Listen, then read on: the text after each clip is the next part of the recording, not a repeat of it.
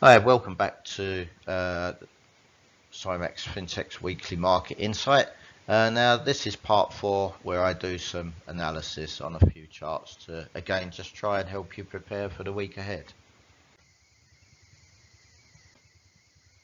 Before we move on to the charts, just a little reminder.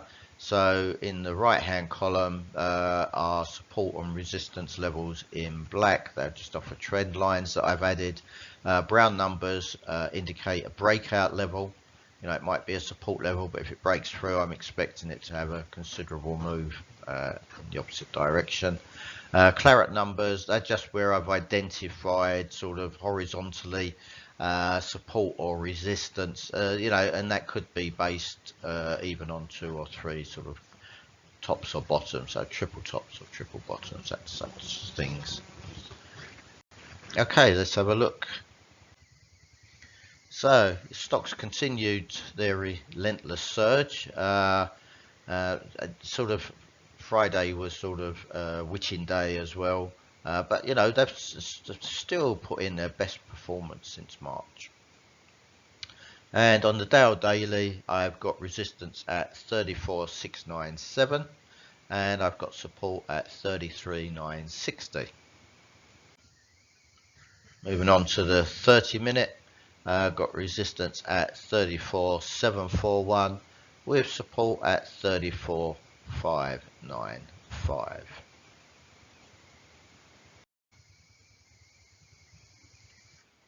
Yep, the S&P had a really strong week, and so I've got resistance at 44.55 and support at 41.13, which obviously is quite a way down there. And sort of there's that breakout level round about sort of just over around 42.60 as well that I've seen on there. And on the 30-minute, and you know, just remember I've got the pivot points on the 30 minutes, so you can just see how the market's reacted. And of course, you know, when you look at that on Friday, even though you know, stocks have been volatile, it didn't even break out of its pivot point to R1 range all day. So on the 30-minute, I've got resistance at 4474. I've got support at 44.49. 44.29, but the 44.29 is a breakout level. Tech stocks, so Nasdaq resistance at 15.323, support at 14.207. Again, you know, in that upward trend there. Then a little bit more sort of mixed on the 30-minute, so got resistance at 15.416 and support at 15.254. And as you can see, it's sort of just about held at the pivot towards the end of the day. On the Russell 2000, you know, it's still below last year's sort of August highs. So I've got resistance at 1908. Support at 1854, which is a breakout level. On the 30 minutes for the Russell, remember these are just sort of small cap stocks. 1898 is resistance, support 1882. You know, I think small caps, because they're so sensitive to consumer spending, consumer demand, they feel that almost instantly, which the big guys don't, you know, the mega cap guys and all that. So there is still that concern over a recession sort of feeding into those prices. Currency wise, you know, the dollar's weakness continues. I'm just not a fan of that myself, but you know, who am I to go against the market? I've got resistance at 128.50 and support at 124.77 on the pound against the dollar. On the 30-minute, I have got resistance 128.89 and 128.62 with support at 127.97, 127.34, which is also a breakout level should it get there. And of course, just remember on the pound Bank of England meeting, and lots of data out in the UK this week. Okay, so moving on to the euro against the dollar, looking at the daily, I've got resistance at 110.70, 110.32 and 110.21 with support at 106.82. Again, just remember, you know, when the euro does get above that 110, 111 level, it does seem to struggle. So I'm not saying it can't break it, I'm just saying, you know, just be aware of that. Just look on your charts, look on weeklies and all that, just to see how much it struggled. And then we look on the 30-minute, I've got resistance at 110.34. I've got support at 109.50, which is also a breakout level, and at 108.58. Moving on to Bitcoin, I got resistance at 28,310 and support at 24,647. Just seems to be in a little bit of a downtrend at the moment, and there's some fundamentals that are impacting that as well.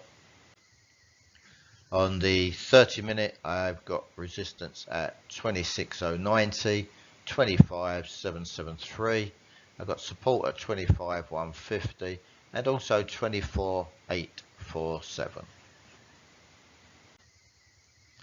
And this is Bitcoin versus Nasdaq. As I just mentioned, you know, there's sort of some fundamentals going on, much more with crypto at the moment. There's still that pressure on crypto from the SEC. You know, crypto struggling against the rest of the asset classes. You know, the SEC considering some of the coins to be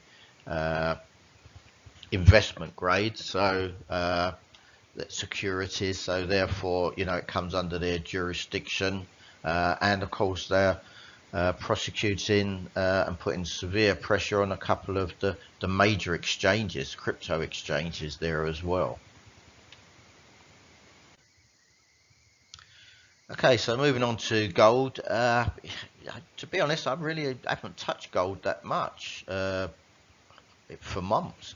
I just don't see where it's going, you know, especially when central banks are involved, quantitative easing, quantitative tightening. It just loses that sort of really nice correlation that it does have with stocks and other asset classes. And, you know, it's having to fight to stay up at these levels. So I've got resistance at 2001 and 1980. I've got support at 1934. You know, it's ended the week pretty much flat. And then we look at the 30-minute. I've got resistance at 1983, support at 1961, which is also a breakout level. Last but not least, oil. With WTI, you know, it's ended the week higher. It's had to work hard really to make any sort of breakthrough.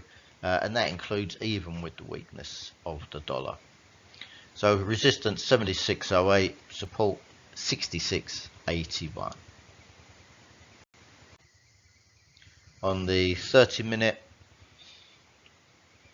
71.48 resistance, support 70.28 and 68.39. Now, you know, most of the markets sort of trading between their pivot points on Friday. You know, it was a bit of a breather for traders and investors. You know, it's taken a bit for the time for them to sort of digest everything that's gone on last week, and indeed trying to sort of assess how much further these markets really can rally. So our final reminder, we do provide daily newsletters direct to your inbox, which gives you fresh global news and my views on a daily basis. Also, if you're interested, we offer chart levels and pivot points.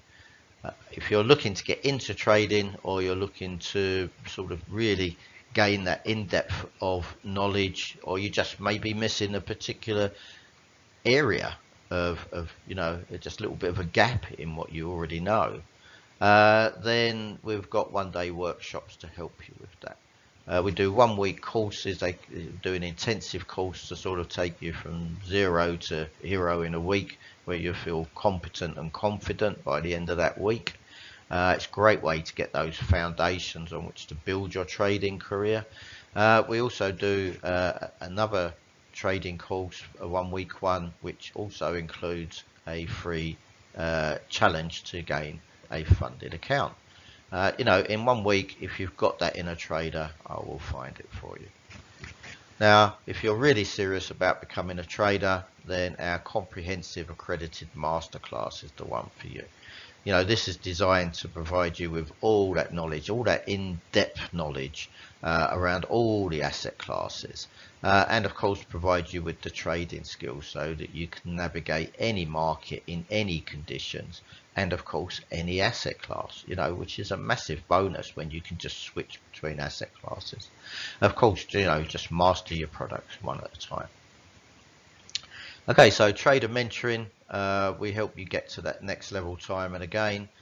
If you're a company or you work for a company and you have FX or commodity exposure, we can help with that. We provide robust yet flexible hedging strategies.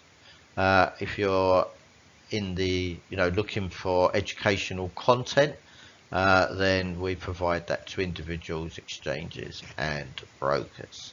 And of course, if you feel undercapitalized, or you don't want to actually risk your own capital, then there's a link to where you can go to try one of the trading challenges to qualify for that funded account. So thanks very much for watching all of this. If you've got any questions for us, then you can reach out to us at info@cymaxfintech.com. and my email is chris.tubby@cymax-int.com. Thanks for watching, and hope to see you again next week. Have a great week, and of course be lucky.